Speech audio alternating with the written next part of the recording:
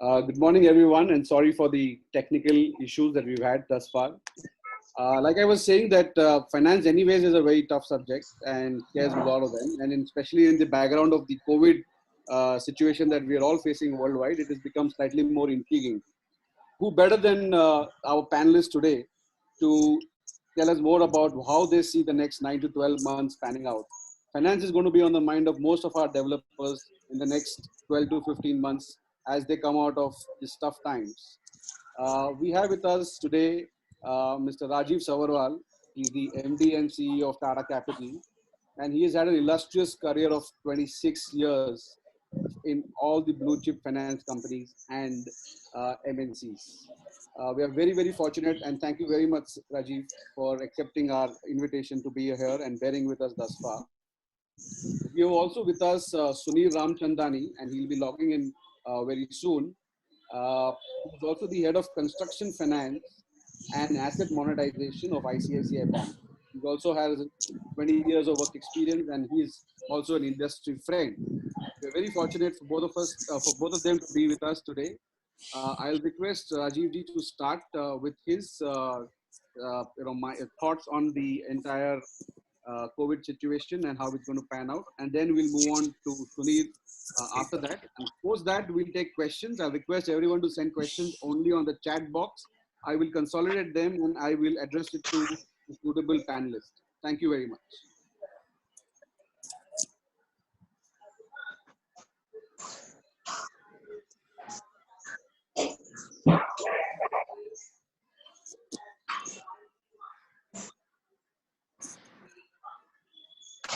Rajiv sir is mute. Trupti. Rajiv sir is mute. Yeah. Yes, now it's fine. No, thank you. Thank you so much for the introduction. And Nayanji spoke appropriately in the beginning that we probably are in a better situation than some of the other economies because of the proactive action which both the central government and the state government has taken.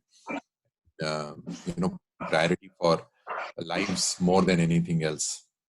But I think all of us have to balance all of this. Life, no doubt, comes as number one priority, but we have to still find ways and means of keeping the economy going, because that is what sustains lives over a period of time too.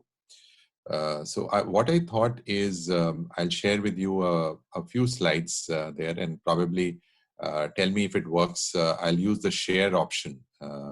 While this presentation has been mailed to the team at MCHI also, but I'll just share the screen. I hope you'll be able to see this. Can you see this? Can people generally see this?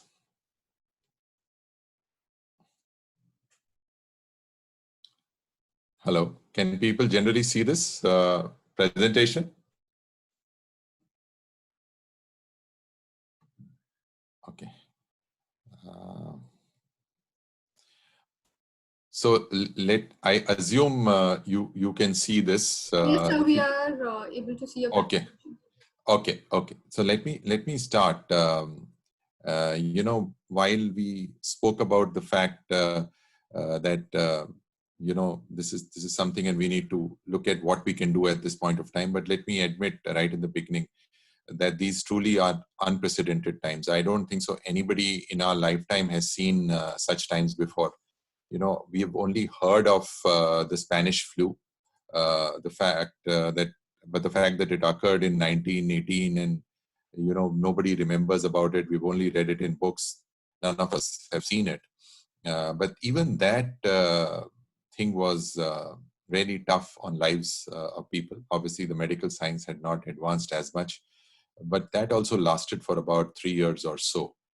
So it started in January 18 and continued till about December 1920. So, and they say that it impacted about 25% of the population of the world. So anything of that magnitude has far-reaching implications on how long will it take for the economy to settle down. There is this disturbance coming. Is somebody trying to hack in? I don't know. So I'll continue till the time we can manage.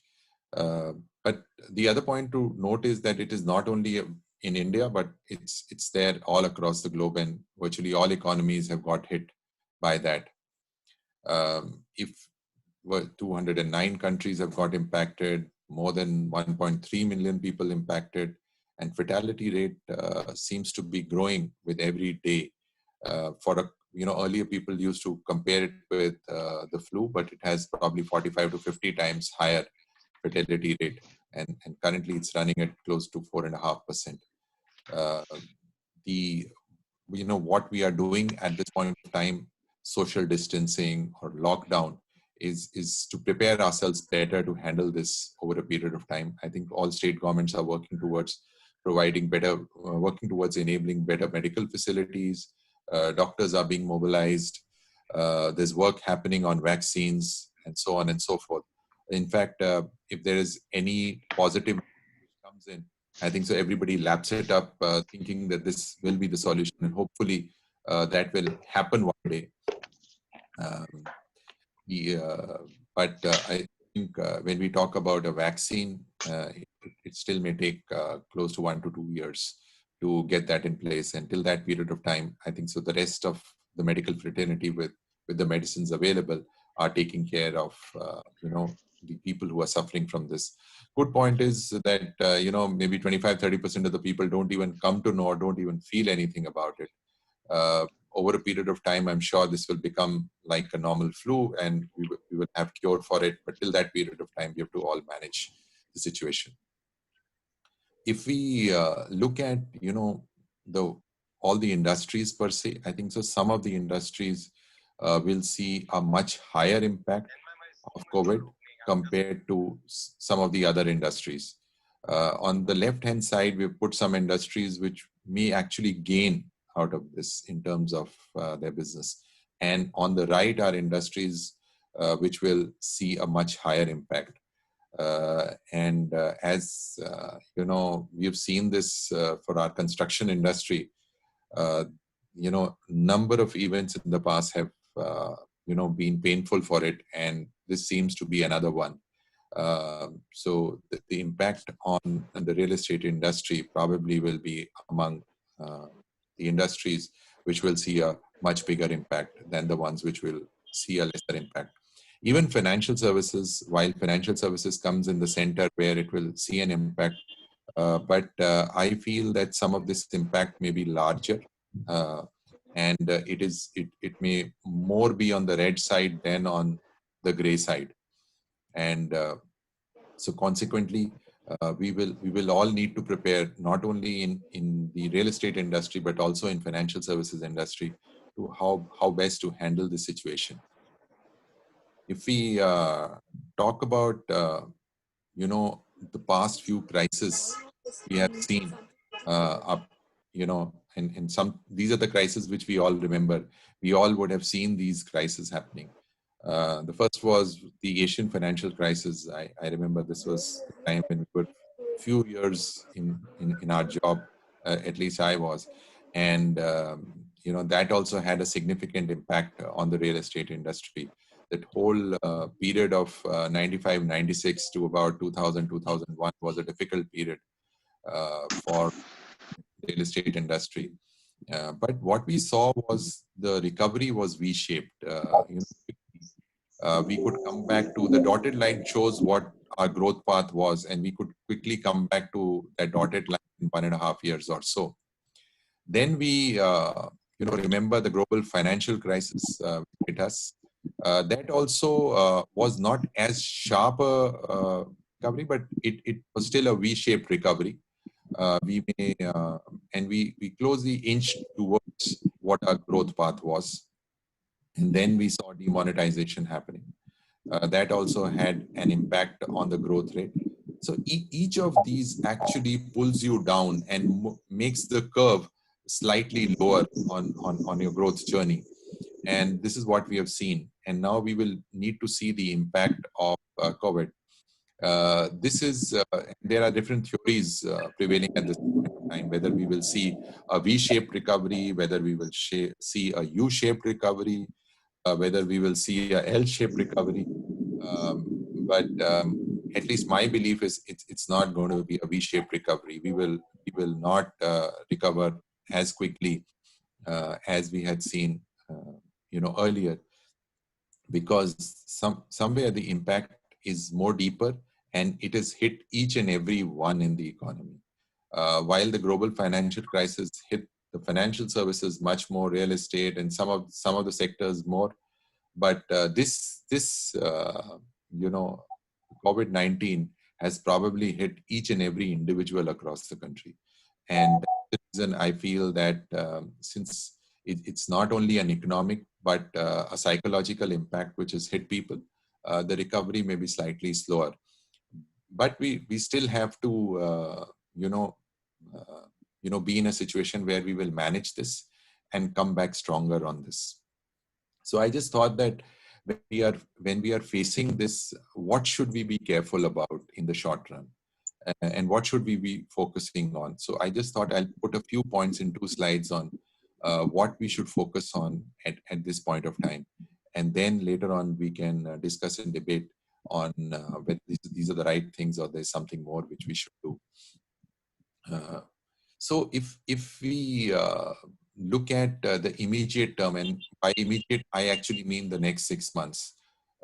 Beyond that is long term, and we will plan about that long term slightly later. But we have to manage the near term, the next 6 months, and this is what we should be focusing on.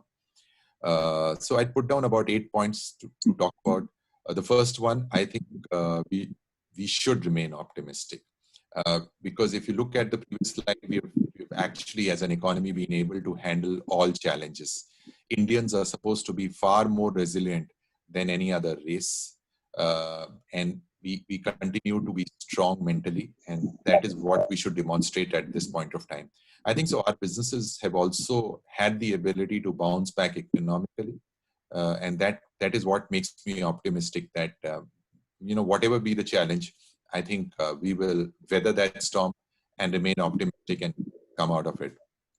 The other is, I think at this point of time, we should stop worrying. There are things which we have to manage, and we should focus on how do we manage those things. Worrying does not help. In fact, I'm spending less time on WhatsApp now, because the more you go into WhatsApp groups, the more people post messages which only give you sad news, or for that matter, if you go to television, you only hear about COVID. So it's better that we we do limited viewing of what's there in the news, but spend more time on ensuring how we can manage the situation and talk to people who are more optimistic, because that will help. The other is, I think it's very, very important at this point of time that we keep the conversations going. It's very important that we keep talking to our peers, because nobody at this moment knows a perfect solution. There is nobody, whom we can go up to. It's not that the gray-haired people have more knowledge about this, or people who have less hair have more knowledge about this. So it's not that you can go there and ask them what to do about it. I think it will all come out of our cumulative learning, our cumulative knowledge, and that is what we should keep doing. So even in our organization, we are talking to every day to virtually all team members across the company, because it not only helps the morale remain high, but more importantly, it gives you ideas and thoughts on what we can do more. The other is we should find ways of collaborating, whether it's collaboration between a few developers, whether it is collaboration with the government, whether it's collaboration with the regulator. I think we need to find ways and means to collaborate far more. I can say that this is a lifetime opportunity to show to our peers how much we care about them. And I say this even if there are a couple of developers and they are in different situation.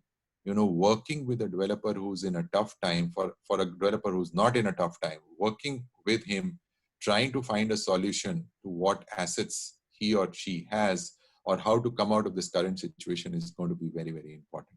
So, while we can keep looking at external people, well, we will look at the government, we will look at banks, we will look at everybody else, but it is very, very important at this point of time to also look at your peers who can help you, with whom you can work, and try to find solutions to this.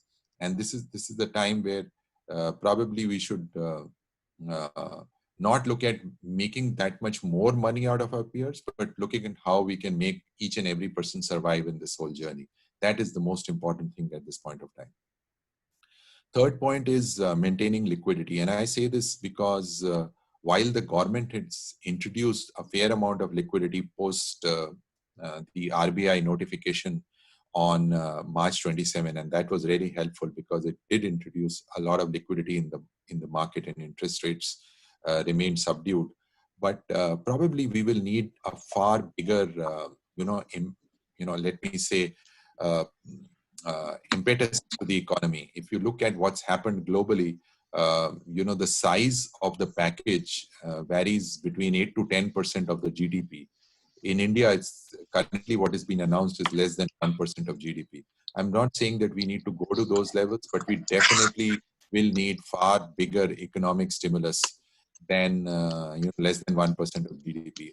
And I'm pretty sure the government is conscious of this, and we will see some of these things happening. But while that takes its own time to happen, at this point of time, whatever liquidity which we have, we should conserve. It is the currency which will matter the most than anything else, and there is fair amount of uncertainty. So there is no need to be brave. It'll be very useful that if you if you conserve liquidity, then you can decide how well to use it. The other is, revisiting your priorities and rebudgeting. I don't think so at this point of time you can actually make a budget for the rest of the year because so many things are uncertain. But we will probably have to make budgets for every quarter or every month.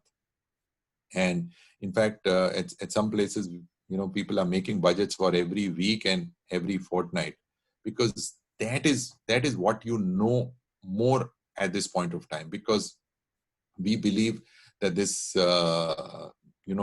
lockdown, some people believe that it will continue a little more. Some people may feel that it may end by 15th, but I don't think so anybody has a fair clue on how this will shape up. So during this period of time, completely redefining your priorities. If someone has made a budget, I think that budget may need to be recast. It's more important to make short-term budgets and work on them.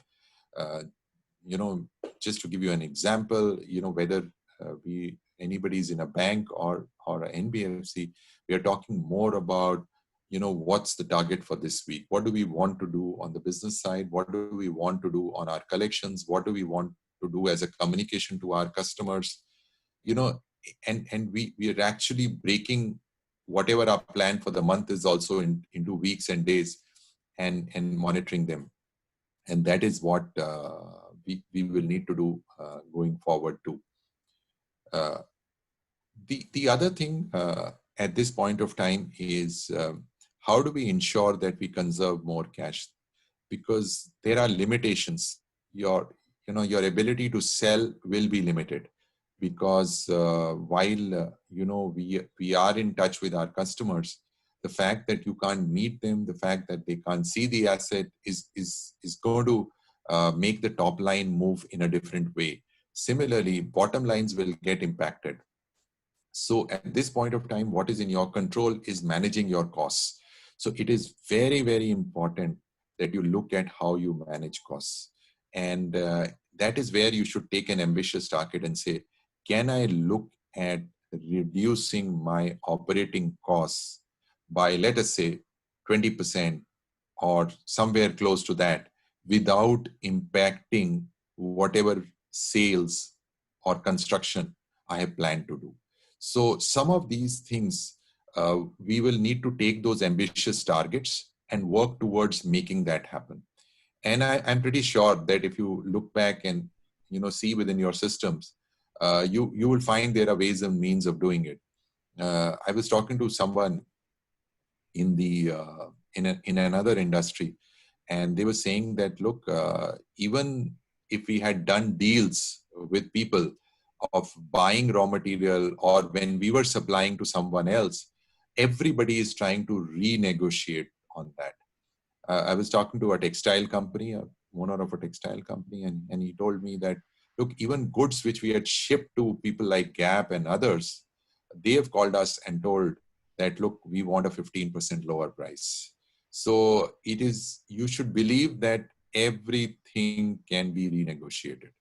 And please find ways and means of doing it. Obviously, your ability to renegotiate will be a function of demand and supply.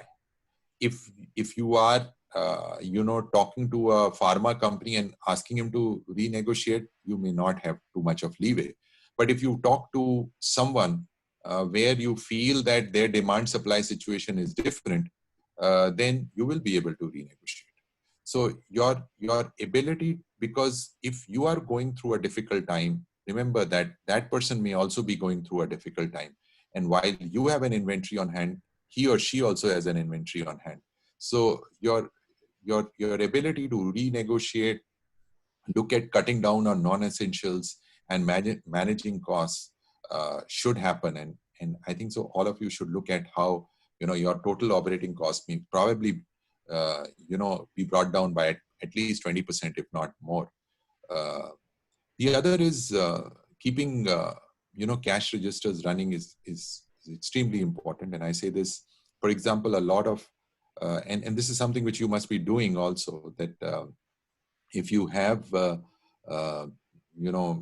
new projects to launch, probably they can take a back seat. If you have 5 projects going and 2 of them are near completion, probably putting all your money in those 2 projects. If you have a fairly a fair amount of receivable money is also coming there, is more critical. So it's going to be important, if you have a ready stock, to liquidate it and get money quickly. If you are more closer to completion on a project, focus more on that, even if the others take a back seat and they get delayed a little bit, because somewhere your ability to generate cash is going to be more critical at that point of time. At this point of time, in fact, I remember usually in commercial assets, in office spaces, we used to say that a lot of developers get pre-leases and then start constructing. If this COVID-19 continues for a longer period of time, probably one should talk to RERA and other authorities and say that, can we pre-sell 50% of the project before we start? So it may be with a lower token amounts. It may be, but reasonable. It's not very small, but some smaller amounts. But you want to be sure that you'll be able to sell before you commit a lot of money.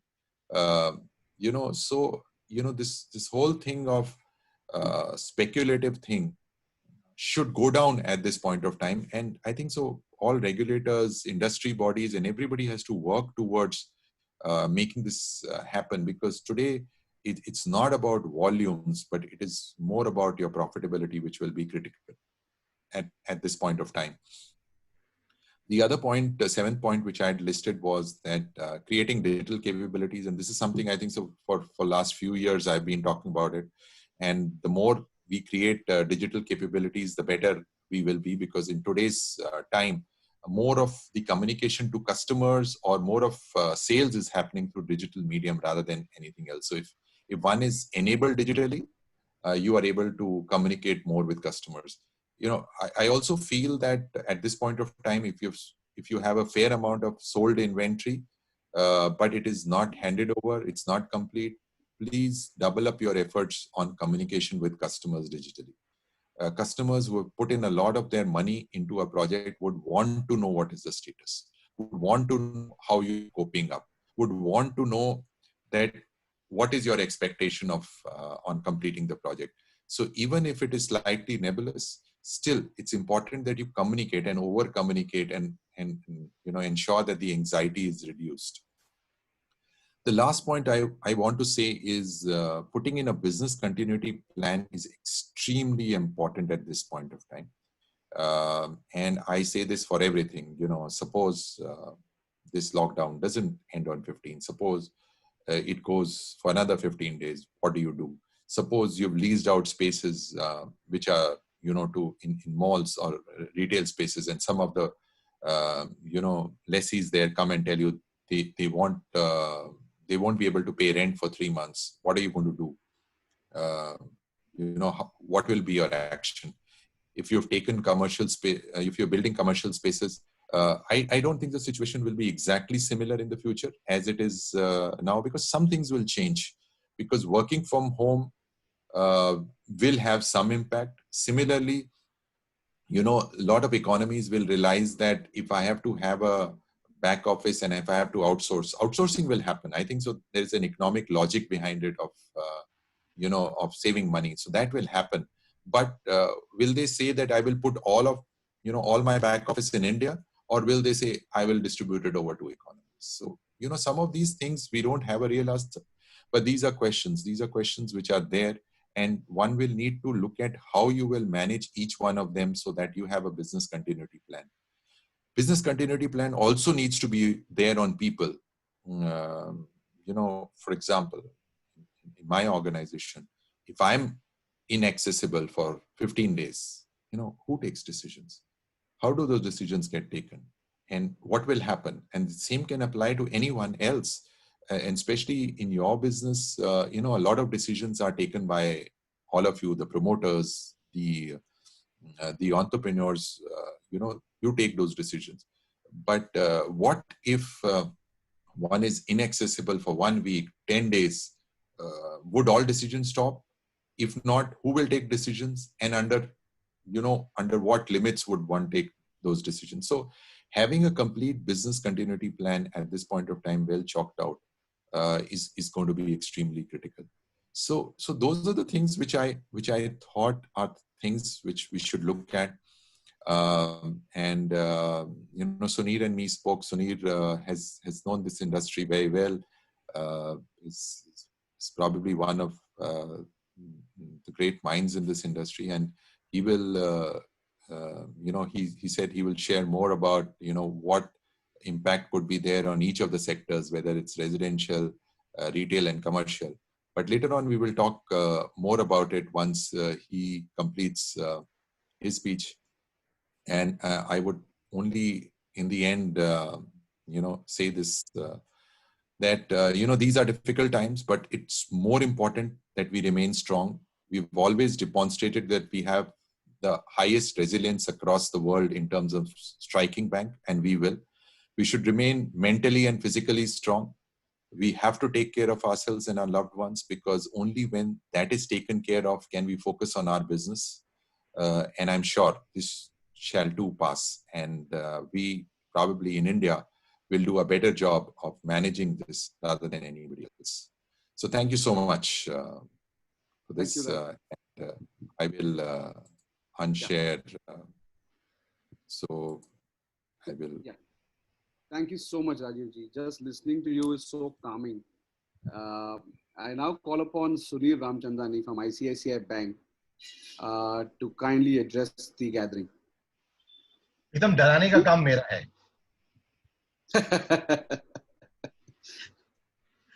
थोड़ा संभाल के डरिए, हम डरे हुए हैं.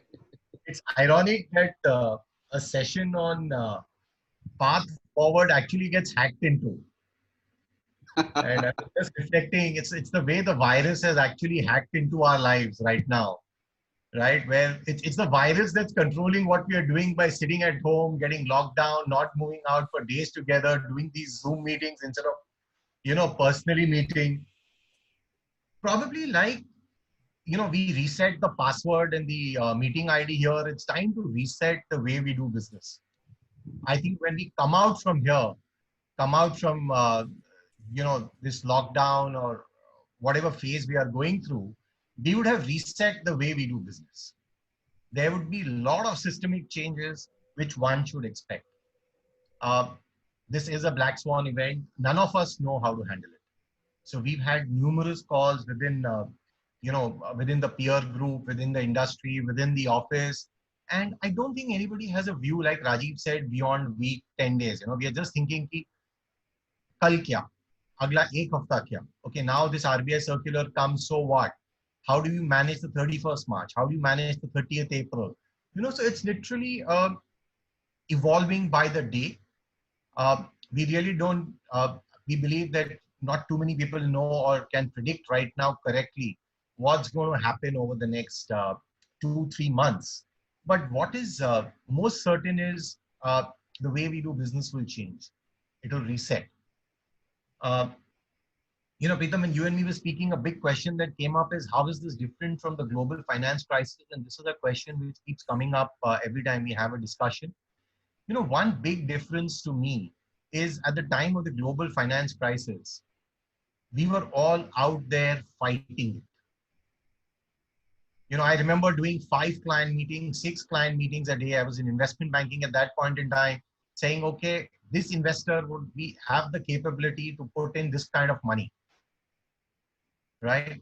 And when I look back today, there is no action on the ground. It's only, it's only talk that we are able to do. Probably this is a good time to restructure our businesses.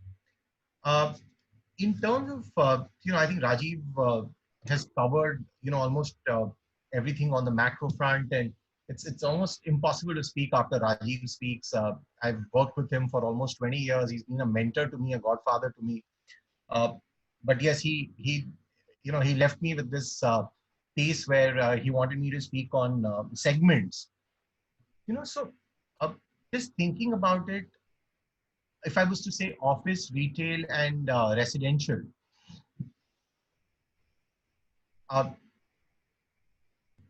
office, I think, first the economies will have to recover by themselves. If US has to start outsourcing jobs to India or Singapore has to have jobs in India, first those economies really have to start working themselves. People have to come back to work. So in the short term, in the 3 to 6 months, office demand may be muted. Residential, how quickly we emerge from this, how the employees or the buyers view their job security and their career progression from here on will decide how quickly residential sales revive. With job security on people's mind, residential buying may not take priority on their to-do list. Retail, how soon would any one of us 473 people on this call really go and watch a movie in INOX or PVR, right? Will decide how soon retail comes back.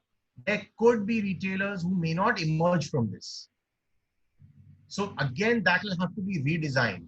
So whether malls and shopping areas will continue to be 1 million, 1.5 million square feet, or will this now reset to about 8 lakh square feet? It's something time will tell. But what is certain is that it will change. I see somebody questioning on hospitality, and hospitality demand will emerge.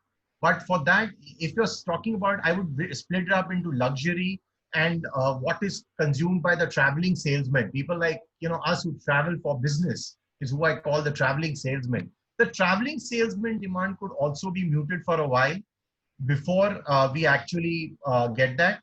Luxury will probably emerge once tourism starts again, right? So I honestly don't have more to say than reset. Press the reset button like we did after the hacker hacked into our session.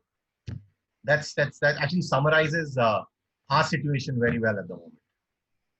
I'll throw it open, Preetham, for questions that you may have, and questions to Rajiv, please. I'm only a fill-in in case Rajiv especially pulls me in.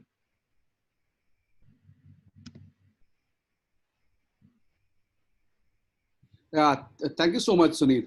My mic was muted by the Yep. person who's controlling this. Uh, we have several questions. Some of them are more to do with the RBI circular and stuff like, will this 3-month morat be enough? Will this be thrown open plus 3 or 6 months? Uh, are these applicable to NCDs? And if they are not, how do you make them applicable to NCDs issued by AIFs or subscribed by AIFs? Sorry. Uh, what can be done to the interest which has already been swiped up from the escrow accounts? Will this be refundable? There are certain operational questions. If some one of you can take this question and quickly give us some answers, I will also then ask you the rest of the questions a little bit more high level. Sure, I'll take that. On the operational aspects, uh,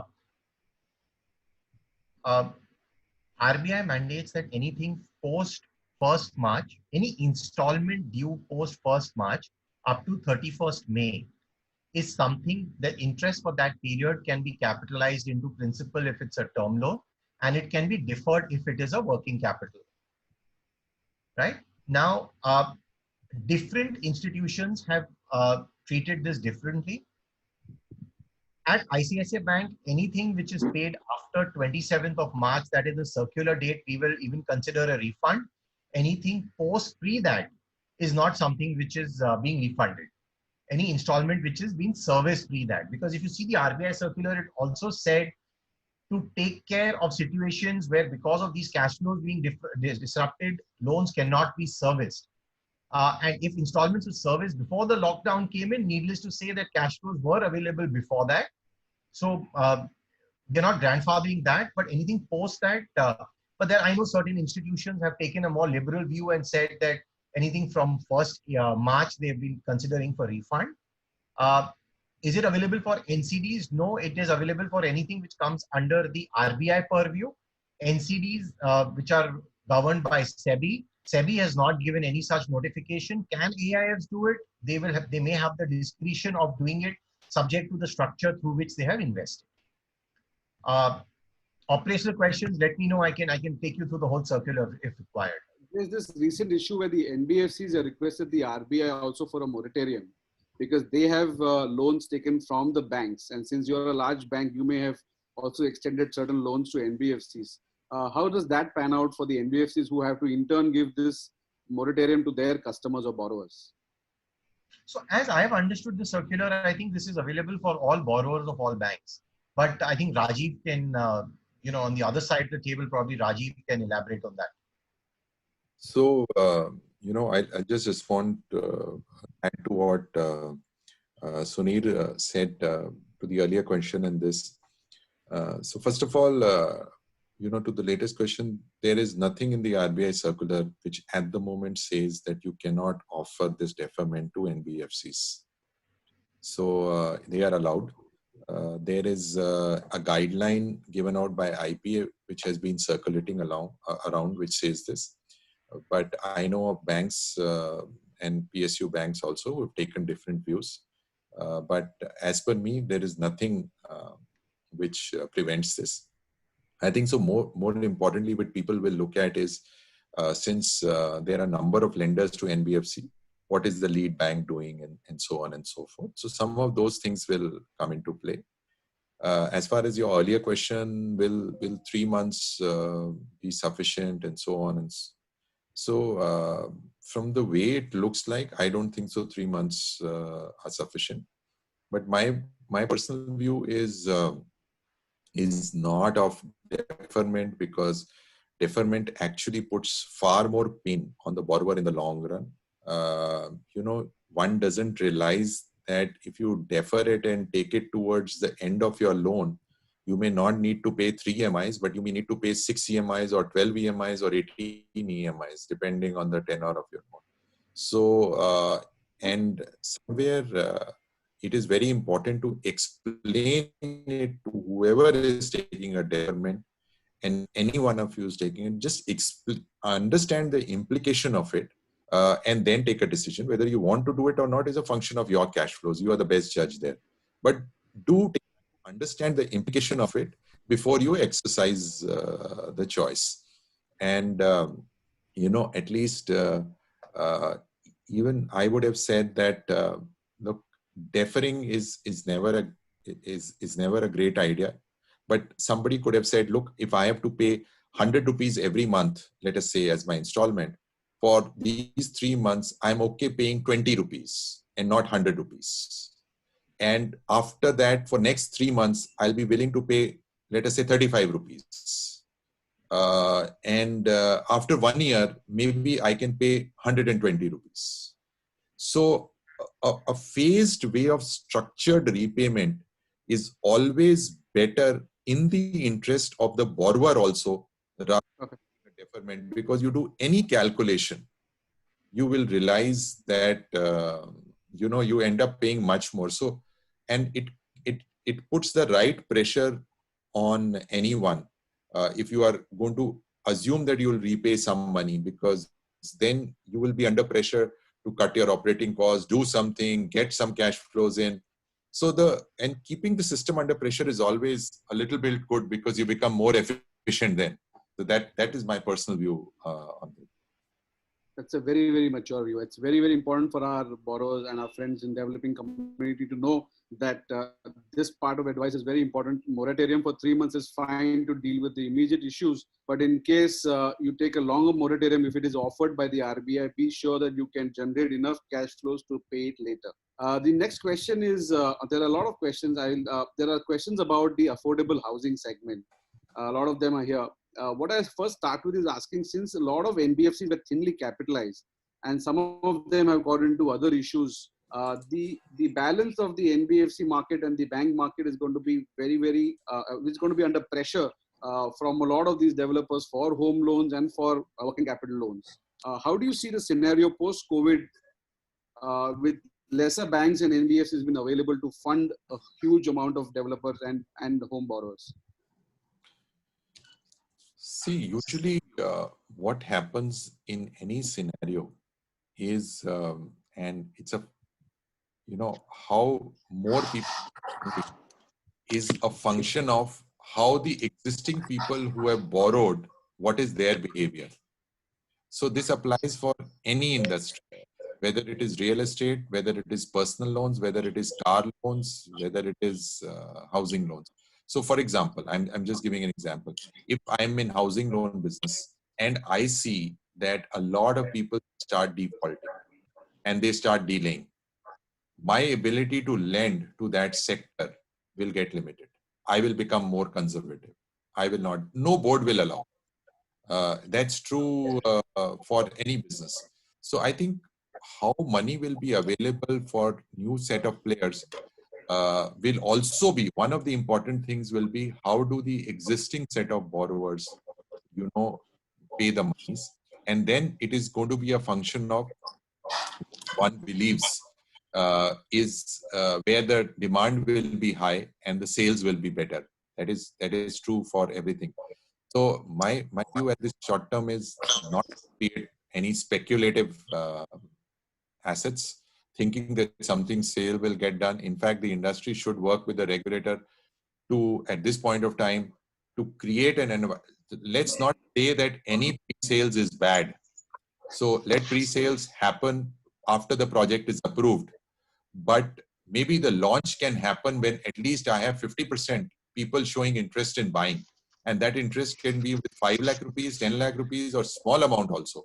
But I'm a little more assured that I have a set of buyers, because if I start creating assets, my bravado, then, I may just end up with cash flow issues later. And I'm saying this today because there is fair amount of uncertainty. 6 months later, if we feel there is no uncertainty and things are back, obviously the view will change.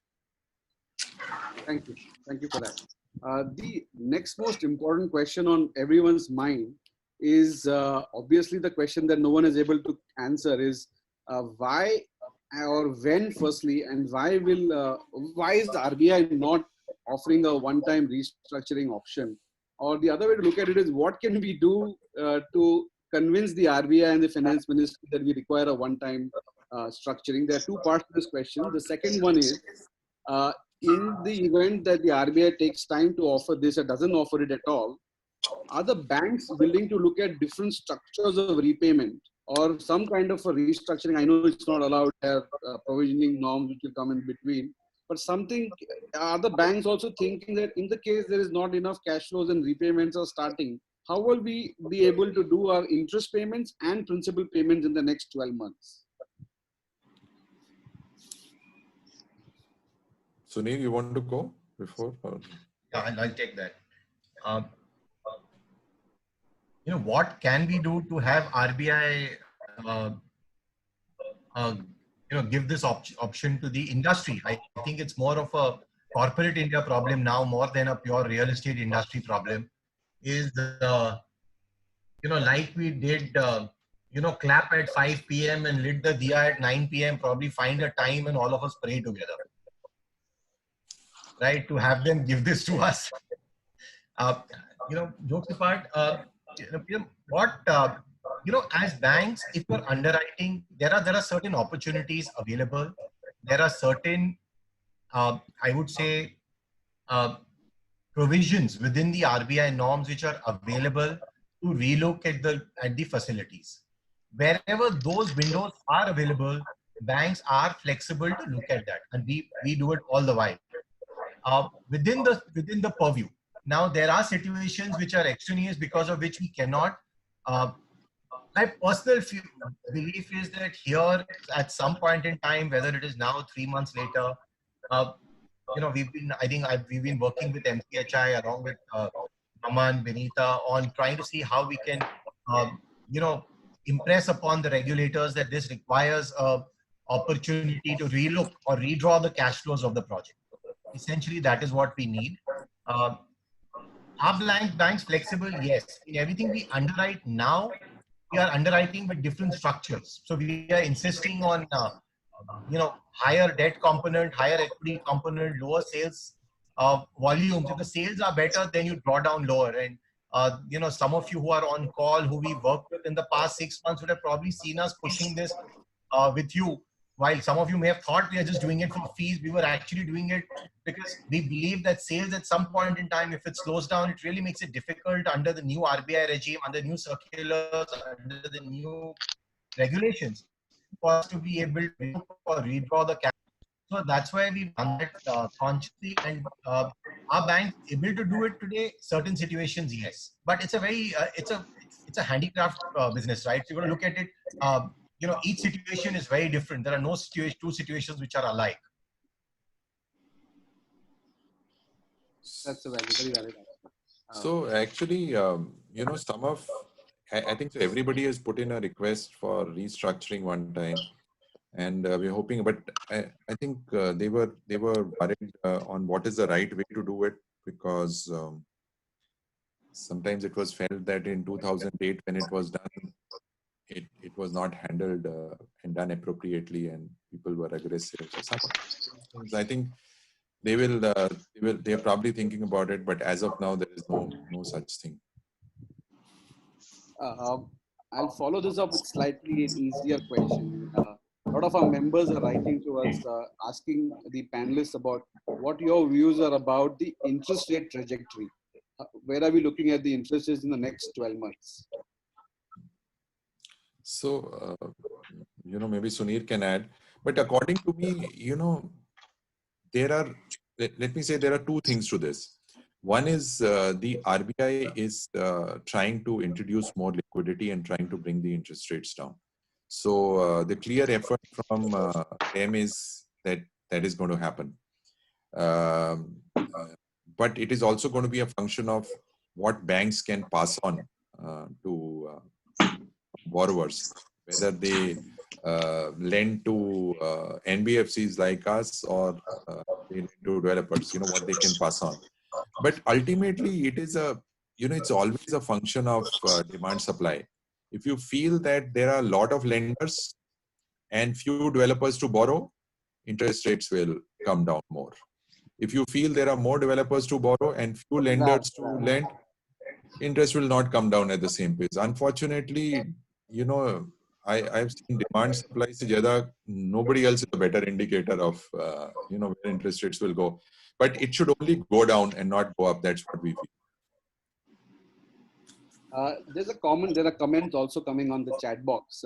One of the key concerns that all developer friends have is that even if the lockdown is lifted, there is going to be a very difficult path that the builders are going to be taking to restart construction because the workers are really not there. In that situation, since most of our payments are linked to slabs casted, we are going to have severe issues in repaying our loans or interests. So apart from the RBI also looking at this issue, are the banks and NBFCs also looking at the immediate? We're not saying later. Say the lockdown is over and the moratorium period is over in May. What happens to June, July, August, September? Anyways, it's rainy season, so it's going to be a slightly slack season from sales perspective also. So, the way we have looked at it is this, that any project in which we have already started funding, we want to ensure that that project gets completed. So if there is progress on construction happening, whatever terms, whether it's construction or sales or whatever we had put in our original sanction, if that is happening, then there is no reason that that project should not get funding. The project should get funding, and project should see full completion. And it is in our interest to ensure that the project gets completed. However, if it is where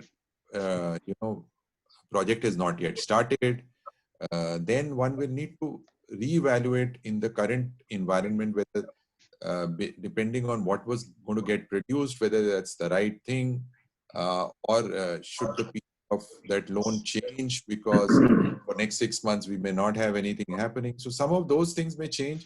But if the project is already under construction, funding is started, at least we are not looking at, it's in our interest to ensure that the project gets completed. So, Pritham, take your question on June, July, August in the short run. I think we should use this window from now till May, in the next maybe 30, 45 days. You should speak to your bankers, you should speak to your lenders. For if your loans, for those whose loans are not in arrears and have been regular till say 28th of Feb, and arrears have started only post of March because of the COVID situation, I'm sure the bankers can relook and change and alter the drawdown schedule, not the repayment schedule, but your drawdown schedules, relax your milestones of sales, etc., to give you to let you draw down so that you can continue construction in June, July, August with lower cash flows. Those things can be relooked at by your bankers. But that is only if your loans have not been in arrears until 28th of Feb. If they've been in arrears prior to 28th of Feb, then the whole way we would look at it or review it would be very different. So I think you should use this next 30 to 45 days to engage with your lenders to see where there's an opportunity to redraw the drawdown schedule so that construction continues unabated. What is going to be very important is that even to restore confidence in the home buyers who have bought and who are sitting on the periphery, who've done site visits, is that construction continues, without stopping post the lockdown being released. I know there will be time to remobilize the site, get the labor back on the site, people who've gone to their hometowns, to their wherever we have to come back to the site. All that will take time. But then if we start acting on the site, then we will renew even the interest of the buyers. Our only humble request will be that the real estate industry, as you all know, has been under various other tsunamis. So most of our members would request enhancement of their facilities with the banks and NBFCs, even if there was a situation that they are in SMA 0 or 1.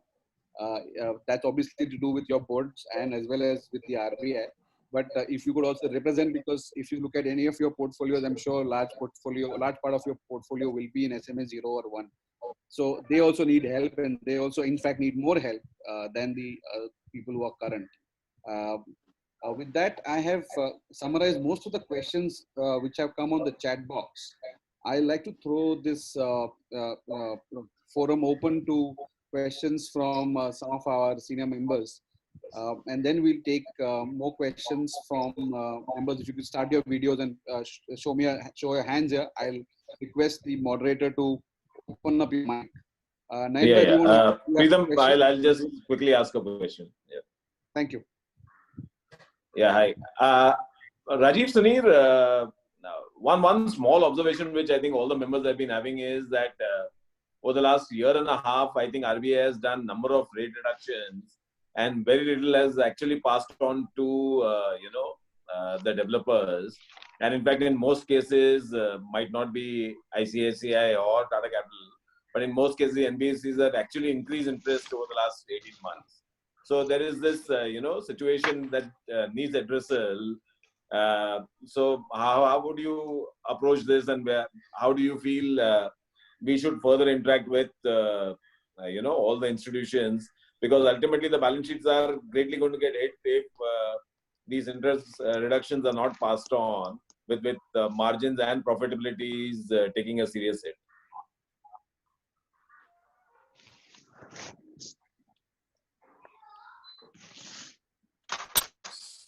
So, Sunir, you want to talk about banks? We also borrow from Sunir, so we will also ask him guys.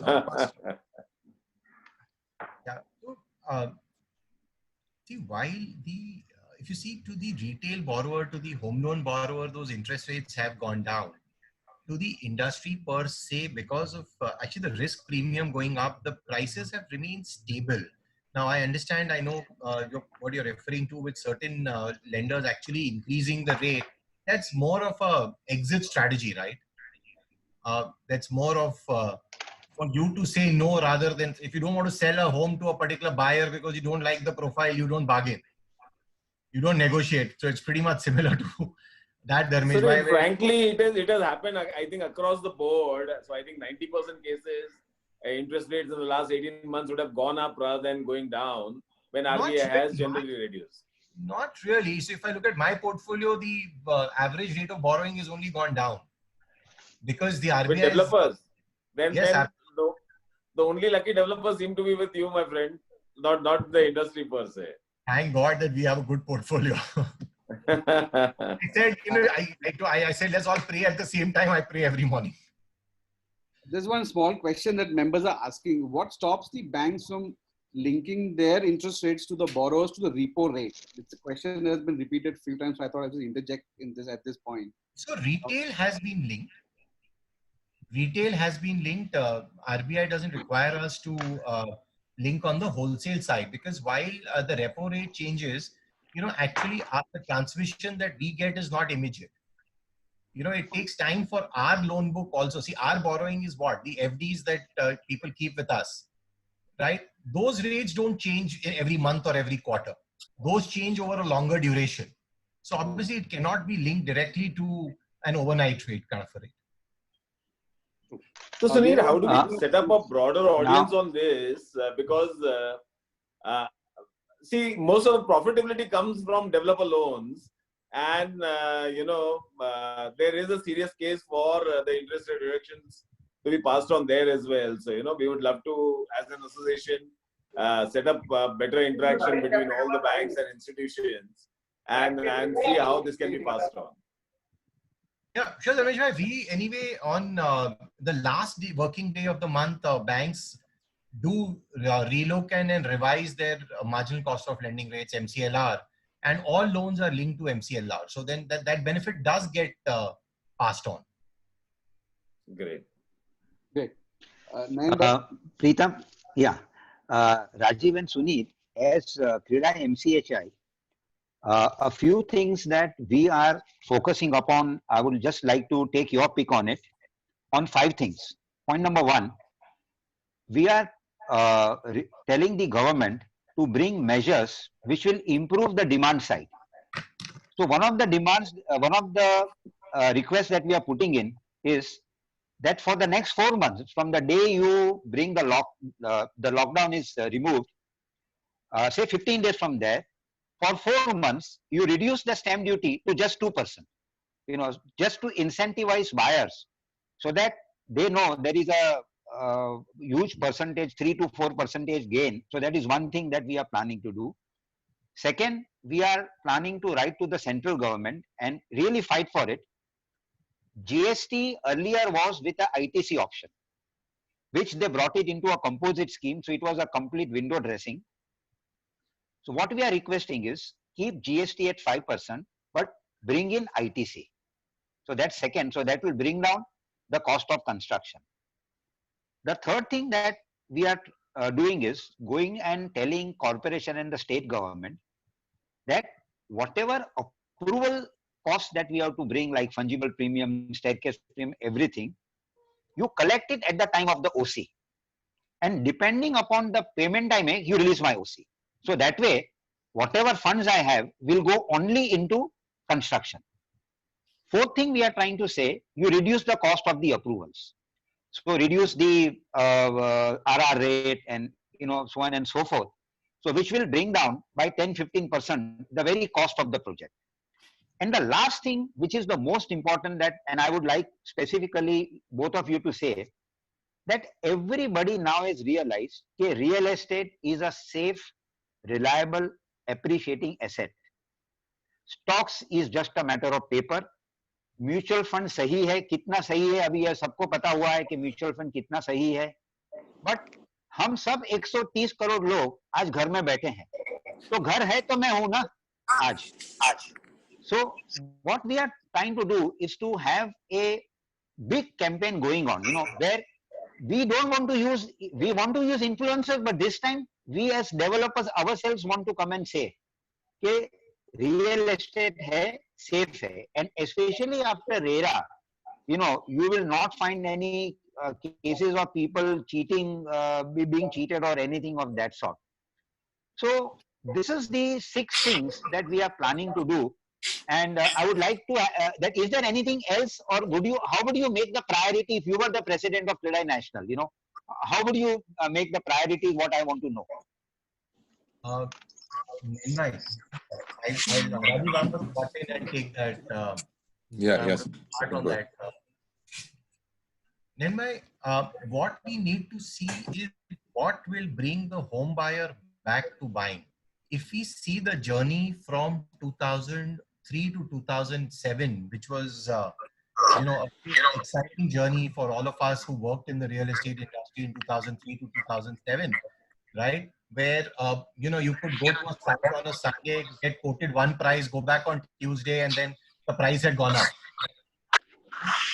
That time, what was exciting in this industry was the fact that there were incentives available to the home buyer. Today, those incentives are not available to the home buyer. Interest rates on housing were going down, which is happening again. At the same time, the home buyer had tax breaks and tax incentives to buy, to put money in real estate, right? Buy a second home, third home, as the case may be.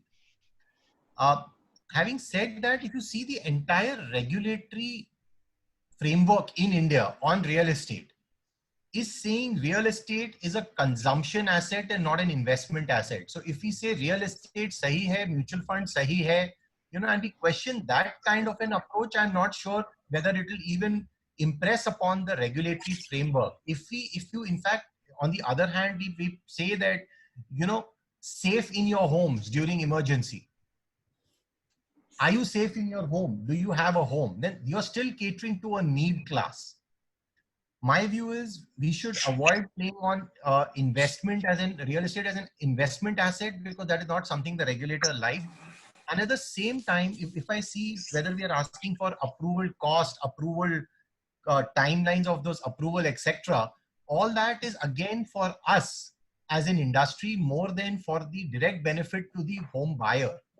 We've got to translate the benefits that we seek from the authorities or from the finance ministry to the home buyer. I think what will excite the home buyer is if there is something available as an incentive to the home buyer to buy. The home buyer doesn't see if your approval cost goes down from 300 rupees to 100 rupees a square feet.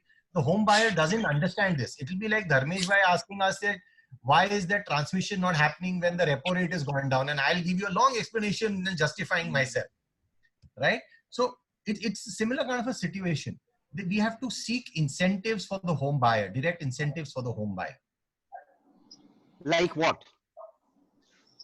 What existed for us in say 2003, 4, 5, 6, where there were incentives in terms of tax breaks available if you buy a second house, rent offset against tax, interest offset against other income, interest cost to be offset against other income.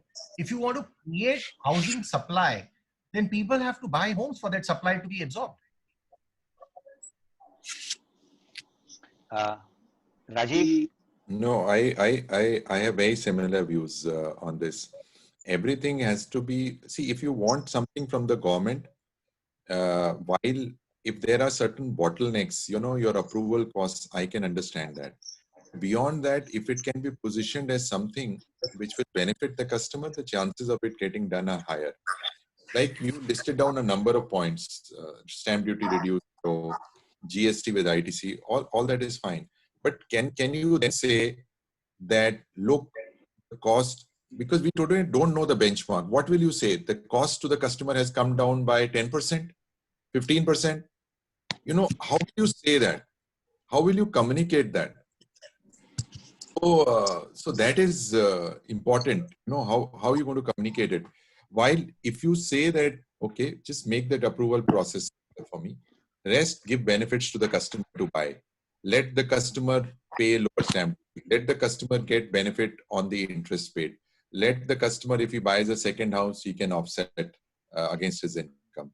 So, how do you create incentives for customers? Maybe an easier sale than what you need. And ultimately that will benefit. More customers buy. आपको क्या फर्क पड़ता है वो 50 लाख पे खरीदें या 55 लाख पे खरीदें? It doesn't make a difference to you. You just want him to buy more. So it's more attributable, more countable. A customer can say that, I've got this benefit. I completely agree with your first point, which you said that we have to invigorate demand. I think so. That's been the biggest challenge of our economy. That we have not done things to instill demand. We have to do things to instill demand. We have always been doing things which are, things which had to be done. I'm not saying, but there's nothing being done to instill demand.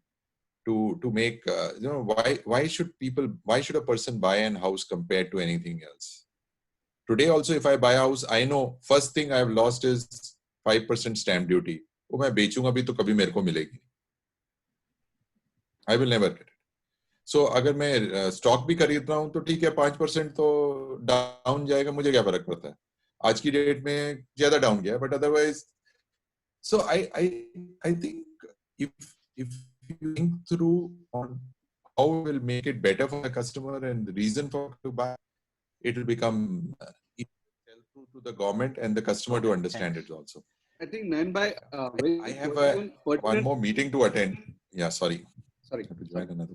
It's very pertinent that there is innovation on products from both sides, from the developer side also, as well as from the financial side also. Developers have looked at very basics, 1090, 2080, now post-possession, 2 years post-possession, stuff like that. But more innovative products so that the upfront cost to our customers is lower, because there is a huge under construction sale that all of us, take up. Also on the banking side, since this COVID issue is going to be very low on the people's mind in the next 6 months, they may not want to go to registration offices and use those thumb pads and stuff like that. Yes. So we'll have to also work with the government to do registrations and stuff like that, which should be acceptable to the banks, so that they can continue disbursement of loans post the e-registration is open, or maybe we can do MOU, agreements in the interim. Certain things like we'll have to work with the leading banks and NBFCs so that our home loans don't stop, because most of our purchases are home loan purchases. Very well. That's a very good point, Preetham. Very valid point. Very valid point. We will have to create a Absolutely. mortgage mechanism, where the first disbursement really happens, and without the this MOU being done, आगे कुछ बढ़ता ही नहीं है ना मामला. वो customer भाग जाता है. वो उसको दूसरे विचार आने चालू हो जाते हैं. मैं वो प्रोजेक्ट में लूं, So that is something that in the next few days, a core team can work out with ICICI and Tata, okay, what alternatives we find. And can we have a window of 45 days, that I give an MOU, I get a disbursement, but with the commitment of the developer that within 45 days, I'll have the registration done or some sort of a mechanism. Preetham, we can take this ahead. But today, even RERA requires you to register post 10%, right? So how will you? So we have written to RERA. We are also further conversing with Mr. Hardeep Singh Puri, such that there are some relaxations given so that either registration can happen with e-registration or MOU, nothing like it. Otherwise, to relax it at least for 20 or 25%, until which time we'll get the agreement registered. We are requesting the relaxation for a few months, not an amendment in the law. We'll see how it goes over the next 15 to 20 days once the lockdown is over. I can see Mr. Rajiv. Yeah. Can I disconnect? Sure. I'd like to thank everyone who's attended today's 450. Sorry for the tech glitch upfront. Thank you, Rajiv ji. Thank you, Sunil. No. We'll see you soon, and we'll take this up. This video is going to be uploaded. The key points from here to be sent to all our members. Thank you for coming. Thank you for being with us. See you tomorrow. Anuj Puri and the Anarok team is going to be online at 11 o'clock. Yeah. See you. Bye. Thank you very much. Have a safe day. Thank you very much, Preetham. Thank you, Nayan ji. You think Thank we you, want Ramesh. to come? The members. I think we can continue. Nayan, I feel so. well, on a separate call continue. Okay, okay, fine. Thank you. Thank you. Bye-bye. But excellent setup. I think we can have another session also with a couple of other bankers, Preetham. I feel so. Because today, people have got such great ideas, actually. We'll come back. Yeah. Bye, guys. Thank you very much. Bye.